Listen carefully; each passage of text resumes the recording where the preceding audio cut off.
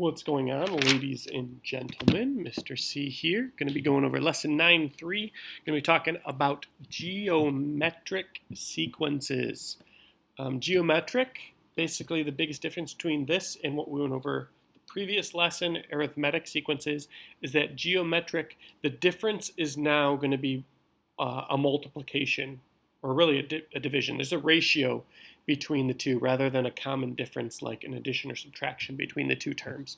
So let's go ahead and look at our formulas and such for these.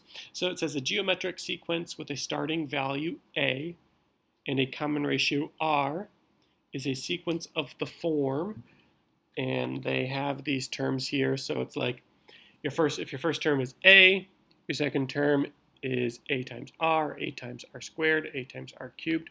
Once we go over an example below, it'll make a little bit more sense, but I want to hit on this explicit definition because we are going to be using this.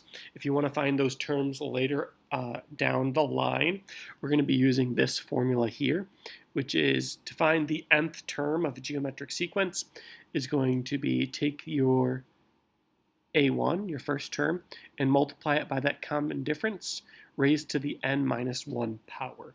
Okay, this is going to be our explicit formula for these. But first, let's look at a couple of examples and see whether or not these two here are indeed geometric sequences. So, from 3 to 6 to 12 to 24 to 48, is this geometric? And here's what I mean by there's a common like ratio, or it's a multiplication or division difference that we have here. For checking geometric, we want to check multiplication. So here's what we do. From 3 to 6, that goes up by 3. From 6 to 12, that goes up by 6. From 12 to 24, that goes up by 12. And from 24 to 48, that goes up by 24. Okay? So, here's what we want to do with this. Now that we have these, you can see they don't go up by the same amount each time, but is it a ratio? Okay, that it's going up each time. What we can do is divide consecutive terms and see if they stay the same. For example, these two terms, 6 divided by 3 is going to be 2. For these two terms, 12 divided by 6 is going to be 2. And for these two terms, 24 divided by 12 is also going to be 2.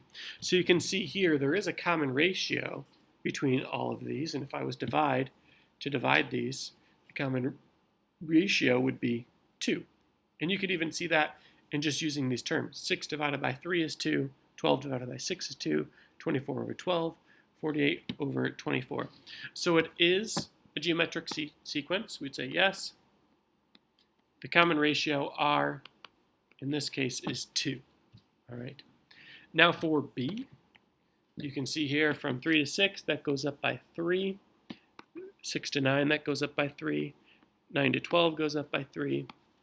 12 to 15 goes up by 3. Okay. So you can see here, not a geometric. This is what we went over the previous lesson. This would be considered an arithmetic sequence here for this one. So we'd say no. No for that one. All right. So that's two examples there of one that's a geometric, one that is not.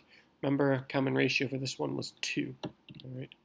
Let's do another example, okay, where we have to find the 10th term of the geometric sequence. And if we're trying to find terms down the line, we want to use that explicit formula. So let's go back. Okay. We're going to be using this guy. I'll write that down on the next page.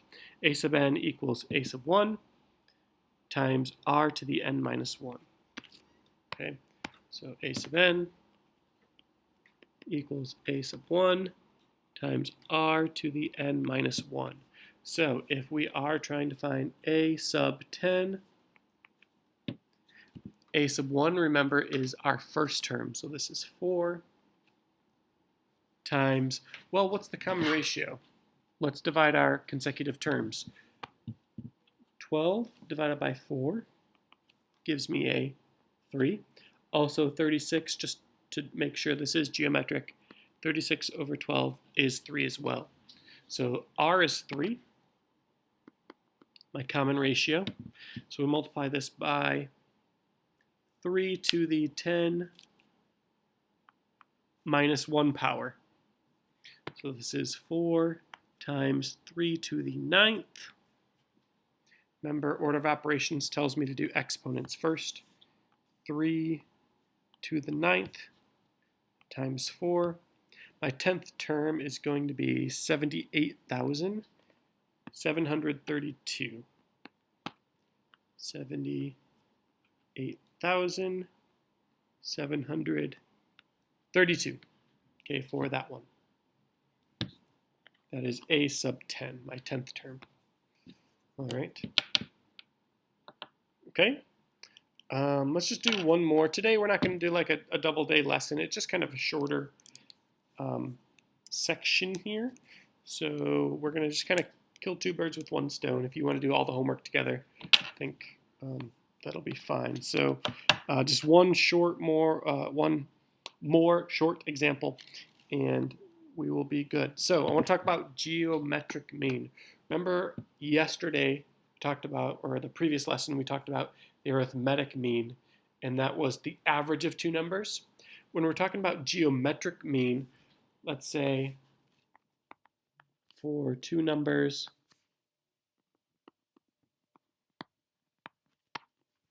x and y. Okay, when we're talking about the geometric mean, this is the square root of x times y.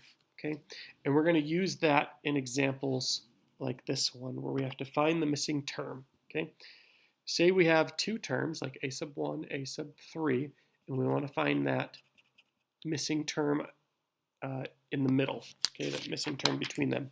Basically, we're just going to use this geometric mean, okay? So if I take 48, multiply that by 3, let's see what that is. Okay, 144. And take its square root. Okay, if you recognize that as a perfect square, it is. That perfect square is 12. So that 12 here is going to be my missing term. And you can even see if I was to divide 48 divided by 12, that gives me 4. Also, 12 divided by 3 is also going to give me 4. So you can see it stays consistent between terms. All right, 48 divided by 4 gives me 12. 12 divided by 4 gives me 3. All right. Okay. That's really all today. Should be an easier lesson. Yeah, that's it. I should mention, too, I'll probably send out a message on Google Classroom explaining this. Moving forward in quarter 4, how we're going to be doing grading is a little bit different. Well, a lot of it different than what we've been doing for the first 3 quarters when we were in school. Basically, it's going to be 50-50 assessments and homework. So 50% of your grade will just be turning in the homework, making sure you're getting that done. Okay, make sure you're watching my videos, doing the homework, all that jazz. And then the next part will just be those assessments on Friday that we do. So those assessments moving forward are going to be graded. So those little like 5-6 question, I might start making them a little bit longer since we're kind of getting more used to this whole online thing, closer to 10 questions. Those will be graded, and it's going to be 50%. So it's going to be graded on right or wrong, not just whether or not you did it. Okay. So if you guys have any other questions about grading, again, I'll probably send out a more formal message explaining this. But let me know. If you have any questions on this stuff, let me know. Look forward to seeing you guys soon. Talk to you later. Peace.